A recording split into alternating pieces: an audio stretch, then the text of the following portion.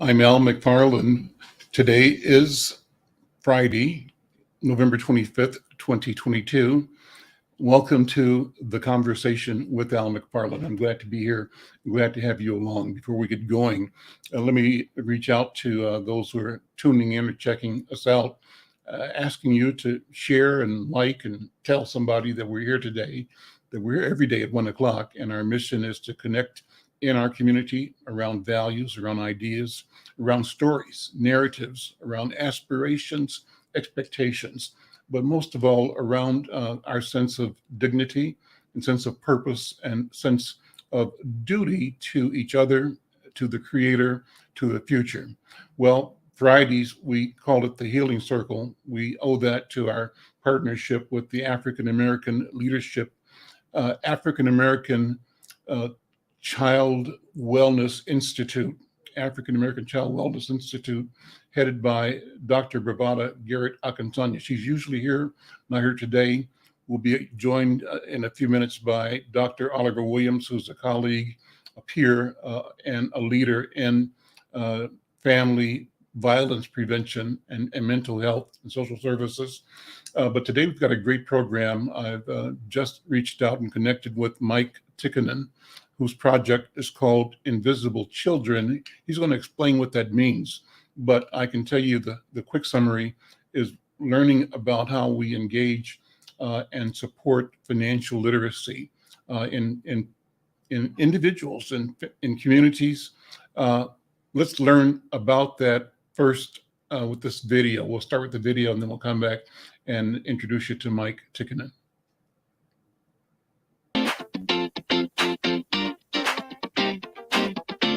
Hey, Ray, I'm so glad that you're a part of the program, man. As I stated earlier, we will be providing a year-long course in financial literacy that is going to equip you with information, with knowledge, and with the skills that it takes to watch your money work for you. The challenge is to help children break the cycle of generational poverty. And our program will bring financial literacy that will help them to start to lead a productive life. Kids today don't see the landmines that are being set for them.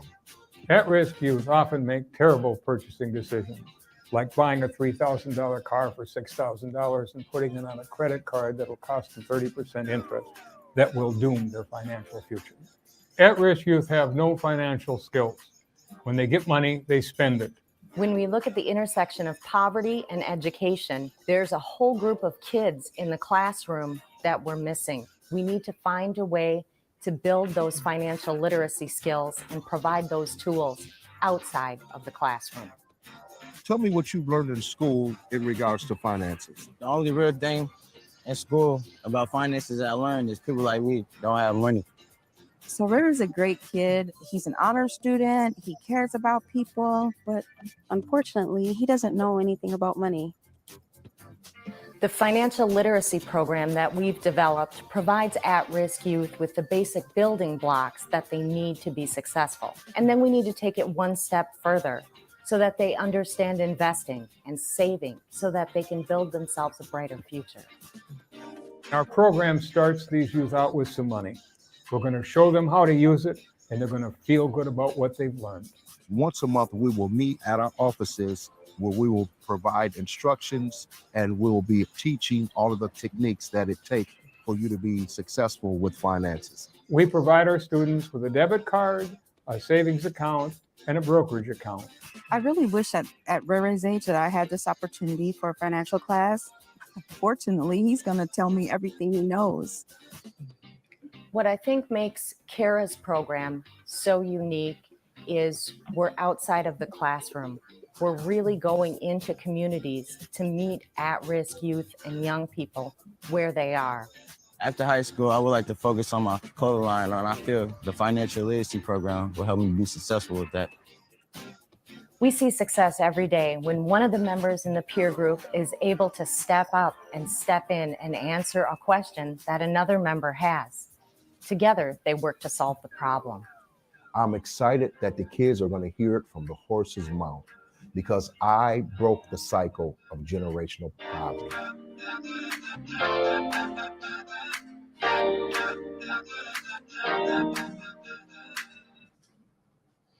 Boy, that's amazing. What a wonderful introduction. So let me introduce Mike Tikkanen, you featured in that film. And thank you so much for being here. I see my colleague and partner in this enterprise, Dr. Oliver Williams, is here as well. Bring them both in. And Mike, thank you for being here. Thank you for the work you're doing. I'm excited to talk about that with you and talk about the overall impact on the health of the family, of the individual, of the community associated with financial health and literacy. But let me begin by doing what Dr. B has been instructing us, and that is to create a foundation, a protocol for launching this program every week. And we start by saying that we acknowledge the elders in the room, asking their permission to speak. We also acknowledge the elders, thank them for their presence because they are closest to the ancestors. We acknowledge the ancestors because they, though transformed, still guide us, still are present in our lives and our decisions. And we seek to become more aware, conscious, and appreciative of their presence, their influence. And we also thank the ancestors because they are closest to the Creator. We thank the Creator for being present in our individual lives today, being the driving force in the futures that we must create. We finally want to acknowledge the land where we live and work. And in that regard, we pay tribute to the stewards of this land here in Minnesota, the Dakota, the Lakota, the Ho-Chunk, the Ojibwe people, and we acknowledge the millennia of faithful stewardship that they have provided, and we, like them, await the return of their strength in number and their strength in spirit as part of creating a sustainable society for all of us on planet Earth. With that, I say that we also use a process of a talking stick. The idea is that we're sitting in circle, though we're sitting in a digital space, not face to face, but we imagine and operate through the idea of a circle, meaning that power is at the center and available to each and every one of us involved in this process. We use the talking stick to acknowledge that we have authorized or given the person holding the talking stick the room, the space to speak, and that when she or he is done, she or he can pass the talking stick to someone else in the room. And that's how we're going to do this today. So I want to begin, Mike, thank you for being here, but I want to begin by acknowledging my brother, Dr. Oliver Williams. Dr. Williams, thank you for being here as well. Let me pass the talking stick to you. Hi, Al.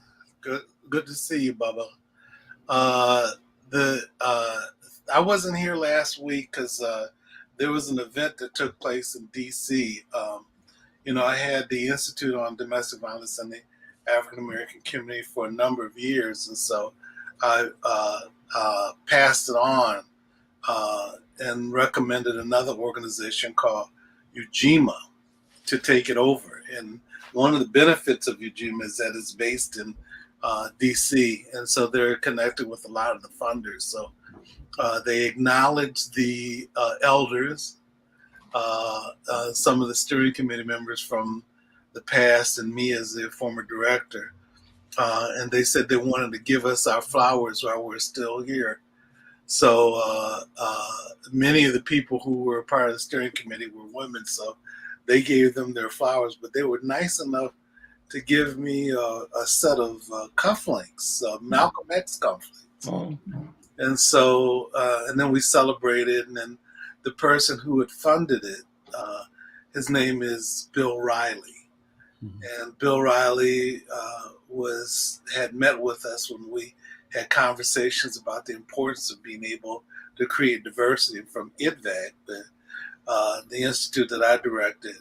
came the Alianza, and now Casa de Esperanza, which is based in Minnesota, and then the Asian Pacific Islander Institute, and they have one that's a GLBTQ institute that focuses on domestic violence in our own voices. And so the younger people are doing a pretty good job of keeping the attention focused on. A lot of mothers of the field had retired around the same time I did, which was interesting to me. I guess we're all around the same age, but who have been doing it for years and years. But it was good to see everybody, and to be in their presence and to be acknowledged was very, very nice too. So I'm back. Wonderful. Glad to see you back. I was thinking about before this show is over, I remembered being on a panel with you some years ago in your event up at Shiloh Baptist Church in North Minneapolis. So I'm going to bring that memory back and have you talk about that before we close today's program. Okay. Well, Mike Tikkanen, good afternoon. Thank you for being here. I'm going to pass the talking stick to you. And our structure here is unscripted, open, and our objective is the free flow of information. You are in the company of friends who have a vision that I think both mirrors and amplifies your vision. And our objective is that between us and among us, we have elevated the mission and supported the idea that more people can find completion, healing, success, and prosperity. Mike, welcome to the conversation. I'm passing the talking stick to you. Well, thank you. And it's great to meet you. And great fun to be here. For many years, I was a volunteer guardian ad litem in Hennepin County. And I came to know a lot of at-risk children that really didn't do well because they had a hard life, and there's so many skills they hadn't been able to get. A lot of them didn't get to manage their behavior problems, just a lot of things that made them work so much harder to get just such a little bit of what the rest of us are able to find because things weren't so hard for us as children. And some years ago, we put together a program specifically to address that. Across the country, really, financial literacy is becoming a larger topic. More and more people begin to realize that there's a lot of landmines. There's a lot of problems. You can wreck your credit really easy. We try to make you do that by sending you credit cards and by just so many shiny objects. And young people today are really, especially the kids that we talk about, at-risk child populations, homeless, poverty, foster care, adoption. They've had so many other issues in their life that, well, there's a lot of things they're not skilled at. And if you're not aware, you can spend $5,000 if you don't open your mail and you bounce a $10 check. That can happen. We are so lucky to have found a bank in Minnesota that, the only one that I know of, Sunrise Banks, allows us to put money in an account and then more or less guarantee a loan that the bank makes to the youth we bring them. And we help them build their credit scores. This is a peer group. It's different than classroom training, or we try really hard to make it different than classroom training. I myself am a member of peer groups for 30, 40 years. I love them. There are people I can call now from long ago that remember who I am and my problems and what I do dumb and what I do well. And we're all like that. It's nice to have someone you can call.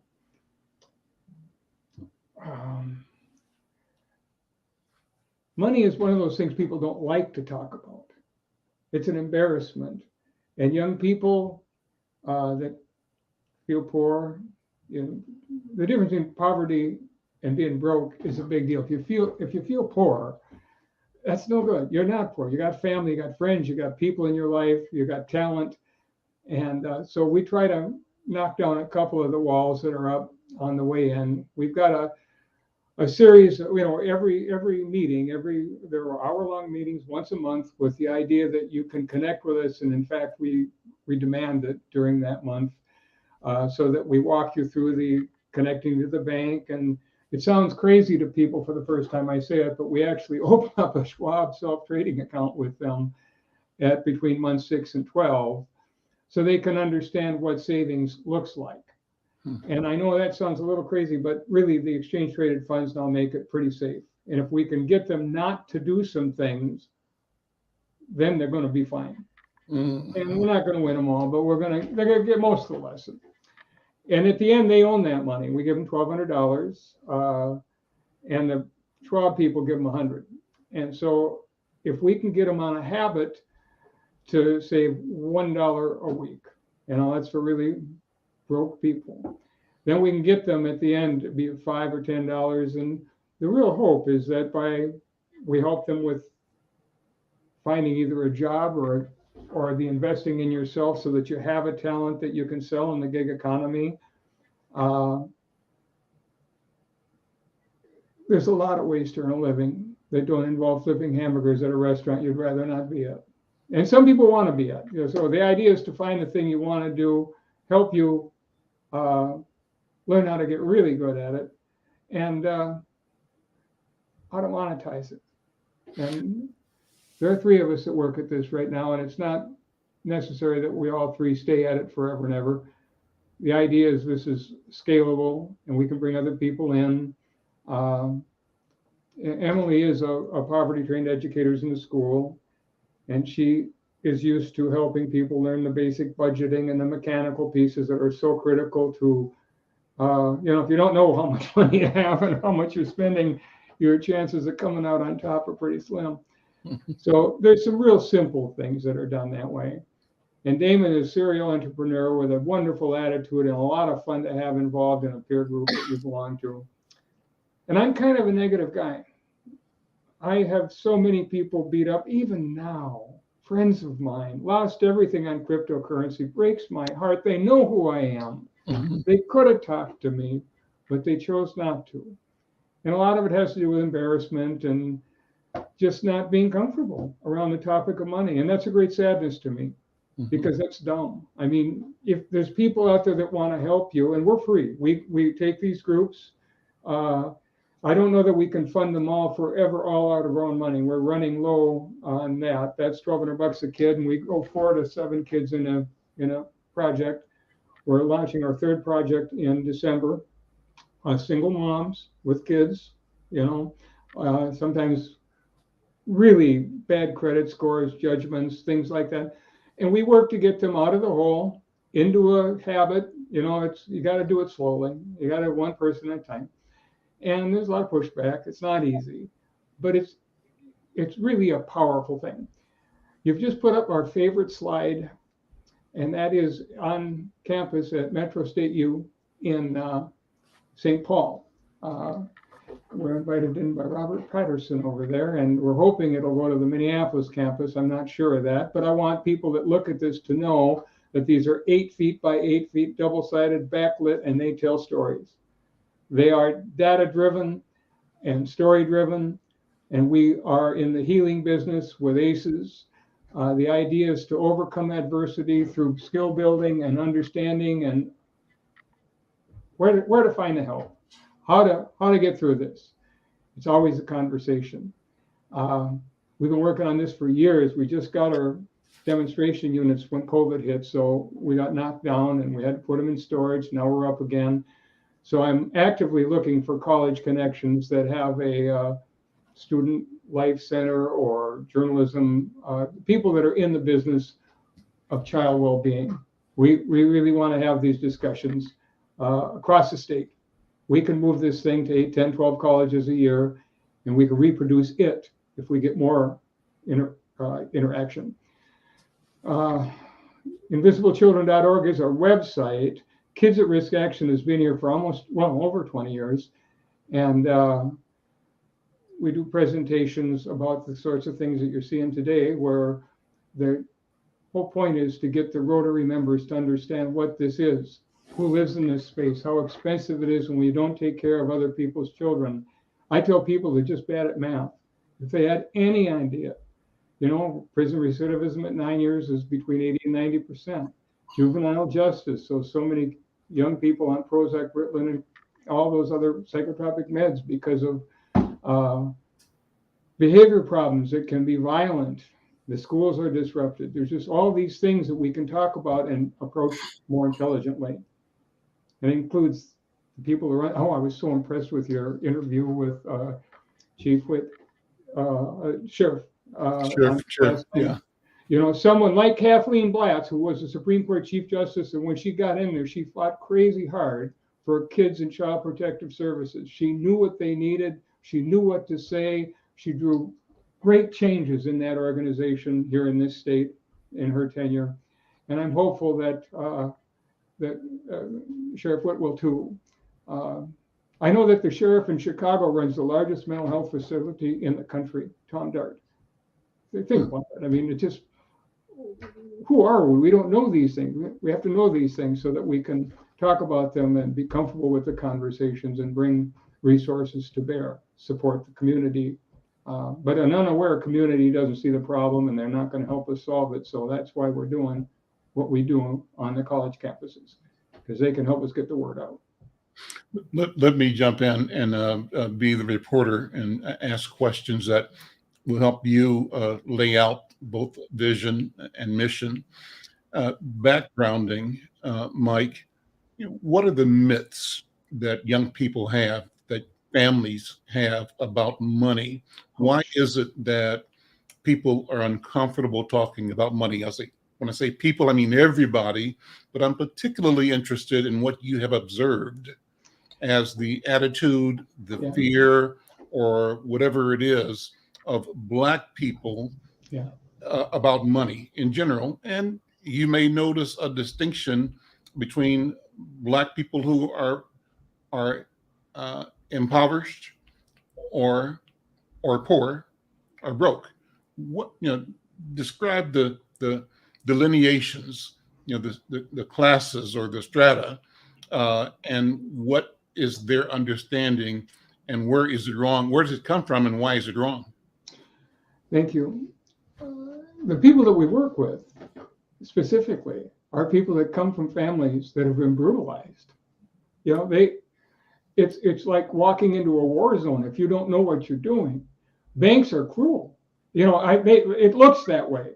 They're really not. There's a system, it's set up, and you got to behave, you got to work that way. Even today, I'm working with a young man who is furious with the banker, but he doesn't do any of what he's supposed to do to have the conversation with the banker. The man's a busy man. I just don't know how to do it sometimes, but patiently, we've got him involved now. I believe he's going to get his loan in the next week or two, but it's taken me, how long? A full 6 months to get him to just get connected to the bank. Now, families that have been burnt hate banks. I've discovered that. They don't trust them. They don't like them. They don't want to work with them. They'd rather stick money under the couch, or whatever that is. And that ain't going to help. That ain't going to help. So I like that video that we did because Ray Ray's mom said it. He's going to bring home the information. We're going to get it. She's smart. She's never had that problem. But a lot of people do. And I have empathy. I know what it's like to get beat up. My business was dealing with beat up entrepreneurs. I mean, it's depression. It's, there are people in their whole lives when they get hammered like that, they lose their car, they lose their house, they lose, it's just the self-worth, they're humiliated. So it's a long walk back. And you're asking for delineation. I mean, I've worked with professionals. Oh, go ahead.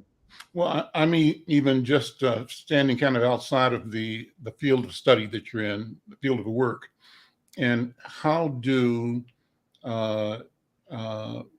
Black people that you've come to know and work with present? What's the story that brings them to a place where they finally recognize that they're in a situation that unless they get some help, they're going to be stuck in the situation. They're not going to win. Healing is winning, and winning is knowing what to do and being willing and able to do it, and having the patience to expect and gain the results that you intended or envisioned. And so that takes training. And that's what I think you're doing, is providing training and the confidence so that what's unknown is not foreboding, is navigable and not stifling. So how do young families, you mentioned the next cohort is single moms. How do these single moms present? What's their story and what do they understand about money? Okay, we've had one meeting so far, so I can't take the analogy too far, but Okay. there's a pattern. You've got, let's say you've got 5 people in the group, and you have 1 or 2 of them that are working, and sometimes they're making pretty good money. But the one young woman has, I think, spending, I don't know, $400 or $500 a month on her rabbit. Got judgments against her, credit card debt.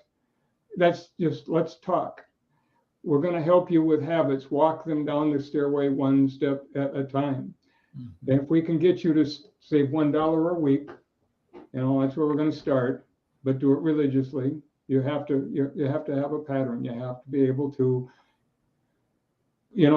seamless. Make it seamless. We're going to get to month 3, 4, 5, 6, and hopefully you'll be at $5, $6, $7 a month. Maybe not. But what matters is you've got the thing going for you. And by month 12, 13, 14, or 15, we're going to get you where you need to be. To some, it's like speaking about ice to a summer insect.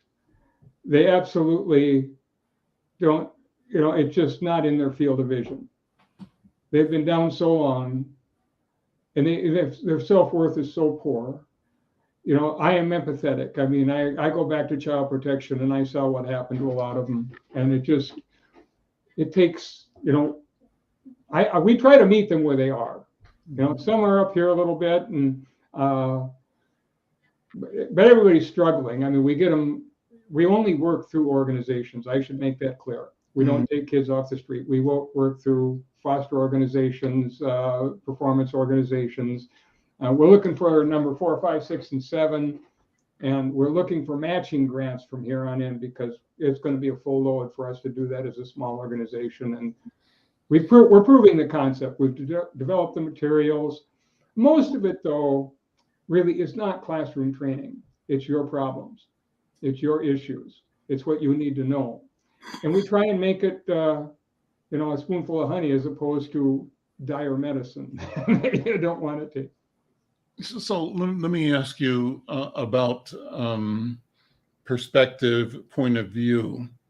On the one hand, and you touched on this, but I want you to go deeper with it. You said that you have an angry person who's just mad as hell at the banks, but what he needs to do is figure out how to not keep himself derailed by his anger, because at the end of the day, the bank is operating in a predictable pattern, right? If you know the bank, you know what they're going to do, right? And the question is, do you want to do that or not? And if you show up and you don't do that, there's going to be a cost. That's why a $10 bounce check can cost you $5,000, I think you said. So talk about the intent and the desire of the individual to, just live, and that individual's assessment that the system, the money system, the wealth system itself is stacked against him. Yeah. And that may be true, it may not be true, but that may be how he sees it. Either way, what is the way forward for a person? Yeah, that's a heavy load. Black families have 10%, 12, or maybe 12, 14% of the wealth of white families. They know that. There's a lot to be angry about. So I understand. And families that have been, they're rightful. I mean, the credit cards came and people did things, and now they got a judgment and they never knew. And every time you turn around, they're dinging you. Every time. That's the way it works here. So how do we get rid of that? Now we're trying to work with Lutheran Social Services and others to make sure that those judgments can be managed. There's a lot of really hairy parts to this when you get into what we do, because we do work with a really troubled set of youth. if we can get them to appreciate that this is salvageable, it may take us the whole 18 months. That shouldn't matter to you. We're going to fix it. And you're going to know what to do.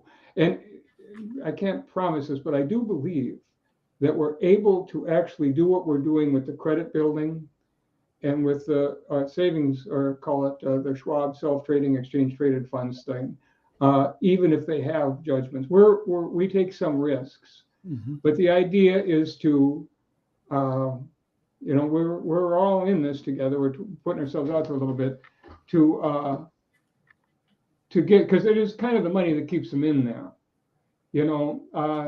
Believe me, they do not like, there's nothing, it's like insurance. Nobody wants to just talk about something you don't have, and budgeting and this and that. And it's just, to young people, they don't quite get it. But they do when the wool comes off their eyes and they start to see that, again, remember, at the same time, we're having conversations about how to earn money, how to invest in yourself, how to make life better for you, and planning. So if you want to have a vacation, if you want to have a car, I'm working with a young man right now who, and this is very particular, he wants to buy a car. I own a junkyard for 5 years. So I love cars. I can talk about cars for days. And it's not necessarily healthy that I do that. But every once in a while, somebody says, I'm going to do this. And I can tell you, I had a board member actually buy a $3,000 car for $6,000, pay 28% interest, and then the car didn't run. You're stuck. And so I won't let that happen again on my watch. And I make sure that the people that run the programs that have the kids that we're working with know that about cars. I want to be there. We're going to learn how to use consumer reports. We're going to learn how to manage your money, and all that. So, each individual thing is a conversation. And if you want to have a home, you got to have a credit rating. If you want to have a decent apartment, you got to have a decent credit rating. We're going to build that for you. It's not rocket science. You got to be disciplined, and we're going to give you some money and help you do that. So all you got to do is not get in your own way. And so you said that too. That was interesting. You said part of the challenge is not so much getting them to do things that are the right things to do, but getting them to stop doing some things. Talk about that. For instance, well, one is buying a $3,000 car for $6,000, right? That's one. But what other things do people do that really shoot their own selves in the foot, so to speak? I think there's a mental health issue here, just like, unfortunately, like food. People consume food sometimes because it solves their problem for the moment, for their worry, anxiety, and they buy $500, $1,000 worth of stuff for their pet a month, and same thing, And so if we can get past that, I'm missing. Say that again now. I have a young woman spending at least $500 a month on her rabbit. I heard you say that. I just said, like, he didn't say rabbit, did he? He did say rabbit. Okay. You got to come around to deal with that it's a mental health issue. You just got to be careful. It's a very valuable rabbit. Yeah. And I don't mean to belittle. What I mean to do is say that we all have our issues. I've had mine. Yeah. Ideally, they can come to see a way out. Once that happens, and I think maybe this is a bigger point than I'm making, once they see light at the end of the tunnel, you're in a group with 5 people. 3 of them got a Schwab account, and they talk about it. It's really exciting to see you made $150 last month, and you didn't do anything. That's an exaggeration with $1,200, but what we're trying to do is show them that this is a learning, building process, and as you make the bad habit go away and the new habit come into place, it didn't hurt. You're not missing it. That one latte you're not getting a week, it's $10, $40 a month. We're going to show you how to use that wisely and well. It takes a while. It takes a month or 2 or 3 to get these habits in place. It's harder to break the old ones than it is to get the new ones usually. We're all pretty much the same when it comes to habits. Tell me more about your background. What you've done a lot of stuff in the business world, apparently. What's your own story? I'm a lucky man. I grew up with a single mom, a lot of alcoholism. I was an accidental college graduate. Got God, I can't tell you. I'm just such a lucky man. I got into buying and selling companies after a failed garment manufacturing thing that I tried to do. And I was always a paper boy and always did that stuff. And then the junkyard was 5 years of just, wow, I thought I was a smart person and I learned, no, you don't know nothing about this. I had 29 employees and basically I lost it, but I didn't go bankrupt and I didn't go to jail. Mm. Lucky me. Mm-hmm. And then when I got married at 40, I decided I wanted to be involved in the community and share some of my luck. And I've been buying and selling troubled companies, and finding them partners and bank loans. I was anyway, really good at that. And it was always an individual that was always in trouble and sometimes suicidal. I mean, people get really, they really depressed. And child protection came in '96 when I volunteered. A woman talked me into become a volunteer guardian ad litem and learning what it's like to work with at-risk children. And you put your toe in the water, and in my case, the body followed. And I really have a great desire. I'm embarrassed. I'm embarrassed that I live in a community that treats other people's children so badly. I mean, that's the raw statement.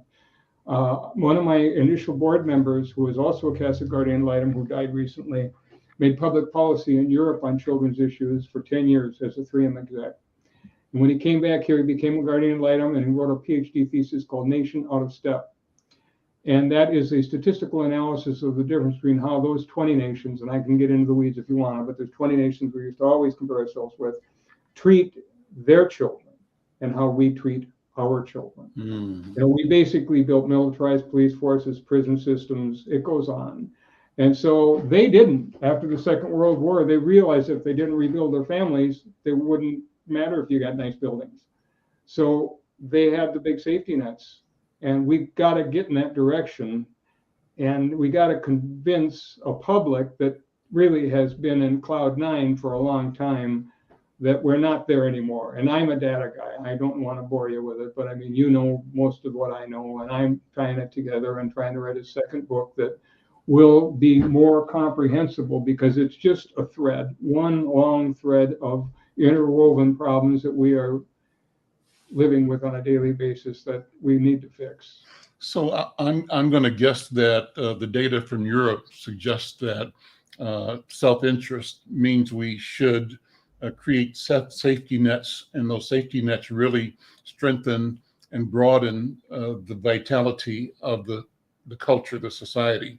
But what's unique in North America and the United States is this thing called color and race. Right. Oh, yeah. And race is not an issue in Europe the way it is here. Right. It's becoming one because more people of color are going to Europe at the invitation of the grand promise of conquest, right? The unintended acceptance of the invitation now has Europe questioning, its own futures. But so how does the issue of the societal embrace of the safety net differ here from Europe? Meaning the X factor here, from my point of view, is there could be others, but from where I stand, is the structural organization to, at some level or another, permanently place Black people and people of color in a position outside of the largesse of the society. I'd say, Mike, that from my point of view, too often our people are kept in poverty, that our misery becomes a business, that we get the misery and they get the money. So people go into the business of managing our misery. That's our strategy of a safety net, a welfare system. And the safety net, though it is intended to help those who are outside.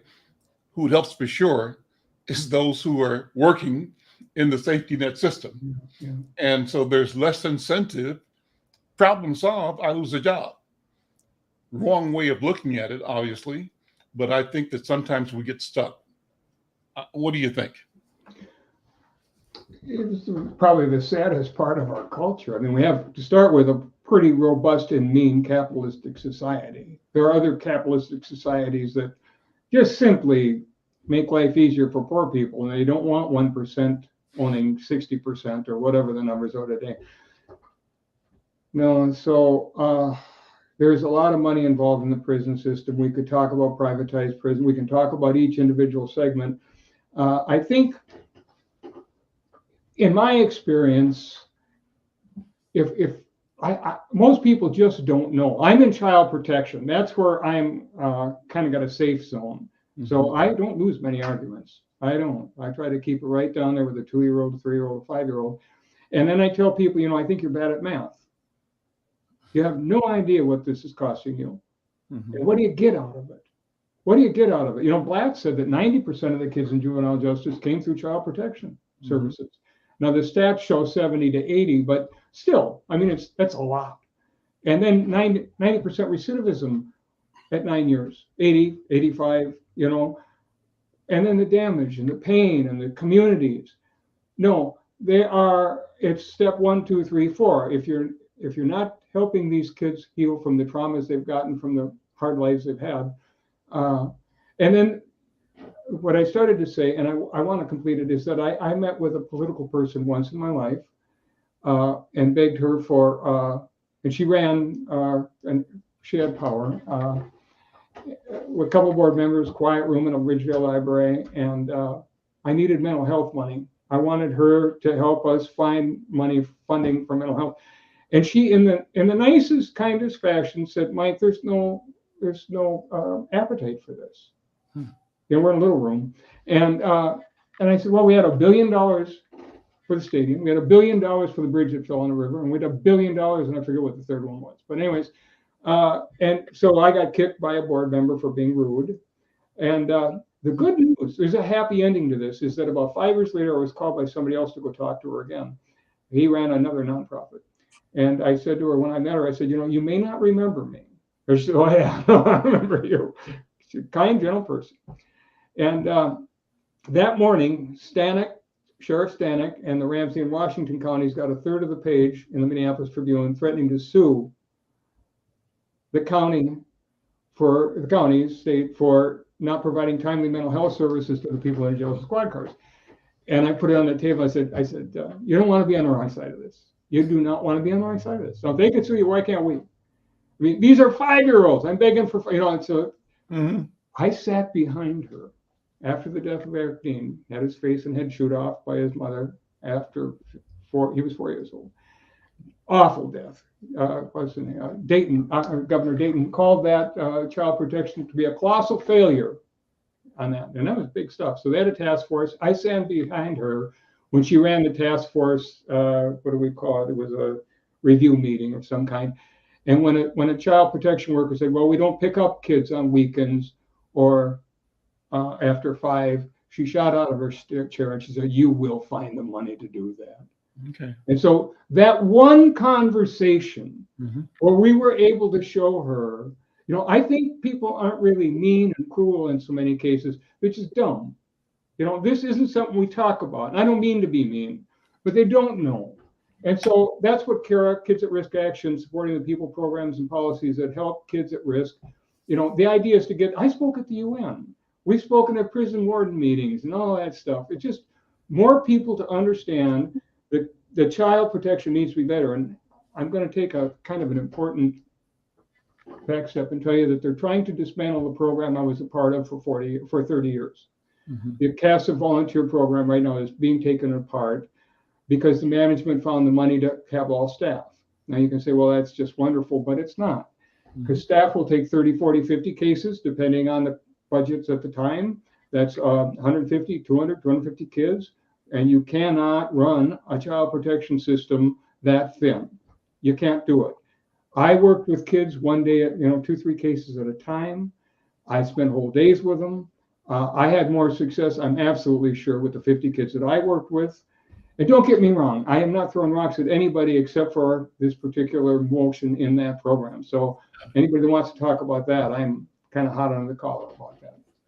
Let me bring Dr. Oliver Williams in. Thank you for being here, Dr. Williams. And just, yeah, I wonder as we have in this conversation, how this relates to the area of your focus, and that is in part the question of violence and how that shows up, how financial literacy and the sense of a future, the sense of engagement, the sense of recognition, how those things show up. What do you think? Well, one of the things that's interesting to me is the fact that you have higher noticeable rates of domestic violence among people who are low income, and so, but that's not to say the poor are the blame, because a lot of times people, will shift it and say that. I was a child welfare worker and a protective services worker in my life. And so I know the challenges that people who come from those families and the children that grow up in those environments, the challenges that they face.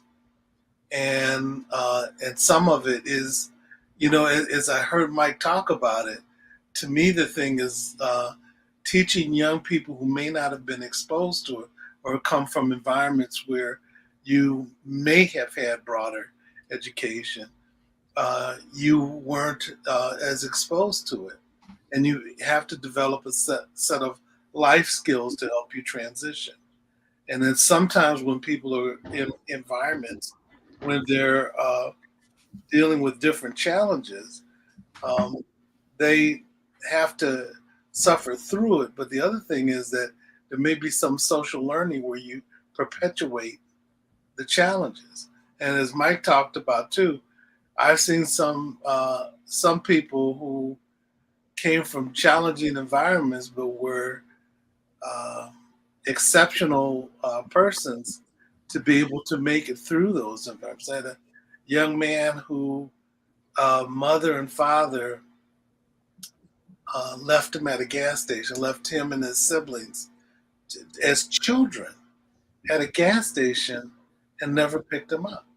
The kids got sent to the child welfare system, and what happened was that the kids got adopted out, but in different homes. So this young man had been in the foster care system for a while, but it was committed to finding his siblings and bringing them back together. And and people didn't give him much of a chance to be able to do that, but he managed to do it. And he managed to find people and bring them together. The other thing about this young man is that he realized that he needed to have a range of life skills.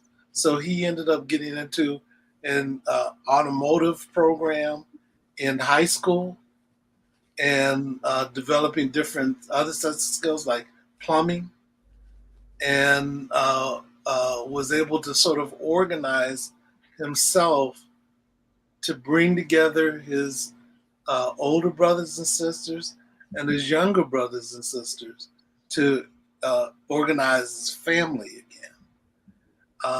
He was exceptional, even though his mother and father weren't the examples that they needed to be for him. Mm-hmm. And I guess another thing I wanted to say is one of the challenges that I think people face is the fact in other countries, like in Europe and Scandinavia and Japan and other places, sometimes people see themselves in each other. So when you're talking about sometimes there's otherness, and where other making is somebody else. But sometimes when you see yourself as the people that you're engaging with and developing systems around, you see them as yourself, and you want to be supportive of those other people as yourself, or an extension of who you are. Mhm. We don't do that in the United States. We've done things like with the Social Security system for a long time. One of the things that we did was we ended up developing uh, ways to do cutoffs. And when we did cutoffs, usually it was just so for African Americans, we tended to live at a certain period of time, and then that's after we did most of us would die. That's when the Social Security system would come in for a lot, Right. and they were able to reap the benefits of it. And it's also interesting that Republicans, newer Republicans, actually it was older Republicans too. But one of the things that they want to try to eliminate is Social Security and Medicare and Medicaid for folks as well, and that shouldn't happen. We should find ways to be able to see ourselves in each other. But I think what sells it for some people is the myths that other people who are from communities of color are dragged on the economy. Well, we've contributed similarly, as other people have. And if you're so wealthy that you don't need the support, because you have a different type of wealth accumulation and that you don't need it, that's still fine. Don't take it. But there are a lot of people who don't have that and need to have the support and need to be seen as similar, and that we're trying to do something for the greater good of our community. But so there's something that we have to do in terms of changing the way that we look at the world. And it's also interesting to me, and being a little political here, but when you find, in the former president's perspective of white nationalist Christians, and I'm trying to figure out what that means. Mhm. Because, that's not the God that I was taught to serve, and to understand and to understand the teachings of that God, rather than it being exclusionary and dismissive and unneighborly, Mhm. of other people, that is only specific to certain folks, and that troubles me quite a bit.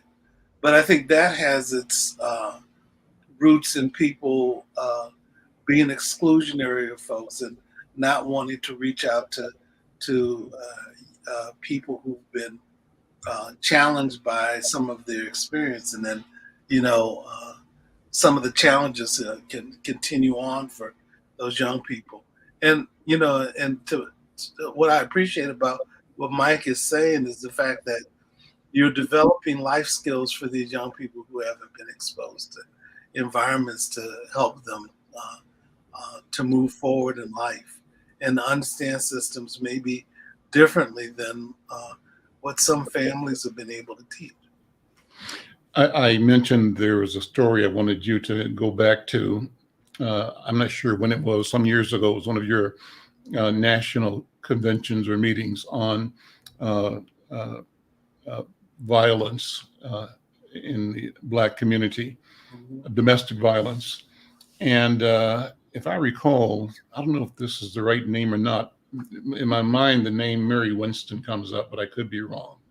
Is that a name that resonates with you? No. That might be somebody different, but there was a person on the panel who whose son had been killed, Mm. and on the same panel was the young man who had killed her son. And somehow they found a way to reconcile. He had gone to jail Mhm. and had expressed his remorse while he was in jail. She communicated with him. Right. And after some period of time, he was able to leave jail, come back to community, and came back to her. And the memory I have, I could be saying this wrong, is that she found a way to, he found a way to say, "May I be your son? I've taken your son's life." May I serve you as your son? And she found a way to say, I'll accept you as my son. Yeah. You remember that at all? That was I remember something similar, not specifically that one, okay. but another one where there was a father whose son had been killed by another young man, and that the father and the man that killed him started working together and doing presentations across the United States. Okay. And this person was South Asian, so he's Indian, Mm-hmm. And found a way to make a connection with the person that did the homicide, and how they made an effort to make connections with in the community. I thought was very powerful, and it was similar. And I vaguely remember a situation where there was a mother who was able to make a connection with the son of the young man that did the murder. I had to reflect back over that, Mhm. but I vaguely remember something like that. Yeah, I think it was your event because I was on the panel with you. That's where, yeah. Well, so the reason that I just thought about it a few days ago and how powerful it was, number one, but it comes up to me now because Mike, you raised the question of healing and what the underlying message has to be in this conversation and in all is how do we heal? How do we become agents of healing ourselves? How do we become healed in ourselves in a way that allows us to be agents of healing in others? And I'm going to, sort of wrap it up with that, but I wanted you to reflect on that again, Mike, and then have you close it, Dr. Williams, on a message to take us home with. Mike, thank you for being here. I'm going to pass the talking stick back to you. And as you summarize, also, you can invite people to both be aware and support and to take action. The healing really is an end to the punishment model. We've been punishing people for so long and we love it. There's an element in the country that's nuts about it. And don't plant your seeds on concrete. Just go after the people that are movable metal. We really do believe that the kids that we're working with are going to make it. If we help them just get to point B. InvisibleChildren.org is our website. If you have people that are in organizations that could use the financial literacy program, please make a contact because we're trying to schedule out. The more we can schedule, I believe we're going to be able to find a foundation to make this a little bigger than we've been able to do it on our own. And it is scalable. I got this idea from different states that have started giving $1,000 to different young mothers and things like that. This actually gets the kids that are having the trouble, really a hard bunch. They do a lot of carjackings and, there's a lot of things that are going on in their lives that aren't good. And then once they begin to feel like they belong, then it's a whole different story. And we want them to belong. And we should all want them to belong. And again, people that don't want them to belong are just simply bad at math and mean, to some degree. Dr. Williams, last word from you. Yeah, when I think about healing, again, for me, it's the idea of being able to not expect judgment to be visited on the people that do the hurt to you. It's a way of being able to let that part go, and that you find healing within yourself first. And what you want to do is you want to sort of extend that, and you want to find ways to be able to improve. And maybe improve is not the best word, but to expand who you are as a person.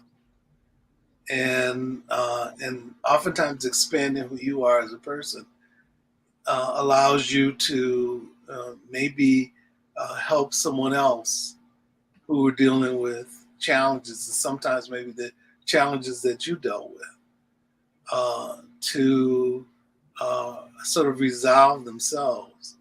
And we did this play called Ms. May's Flowers. And Ms. May was a woman that's working in a garden, and she sees this woman come in who's been a victim of abuse. And the young woman doesn't realize that Ms. Mays has also been a victim of abuse.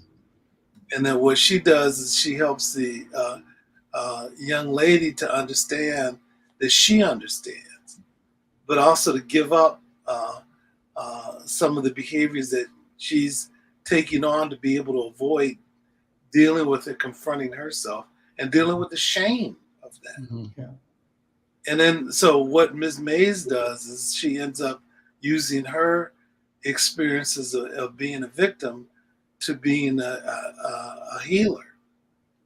And I think that's a big thing. How can we all be healers by, I can think, sharing ourselves with other people and not being expecting revenge all the time. You know, and that's one of the things that I've known with people that went to prison for attempted murder or second degree murder, you know, is that they found a way to give up the revenge and pick up the healing. And among them is a story where the father in this young man that I was working with, one of the things he ended up going to prison for was attempted murder of this young man's father. And the young man's father ended up getting into another scrape where he got killed. But yet, my friend Purnell ended up looking after his son after his father passed away, and felt like his responsibility was to continue to watch out for other people's children and to help to get those children on the right path. Because he'd been involved, Purnell had been involved in gangs. Mhm. And the gangs led him to take revenge on people who had harmed friends of his. And so he changed the way that he looked at the world. And I think that's, you know, a strong calling still does that work. We're going to leave it right there. Dr. Williams, thank you so much. Mike Tikkanen, thank you so much. I'm Al McFarlane. This is The Conversation. It's the Healing Circle. We'll see you next week. Take care. Bye-bye. Take care.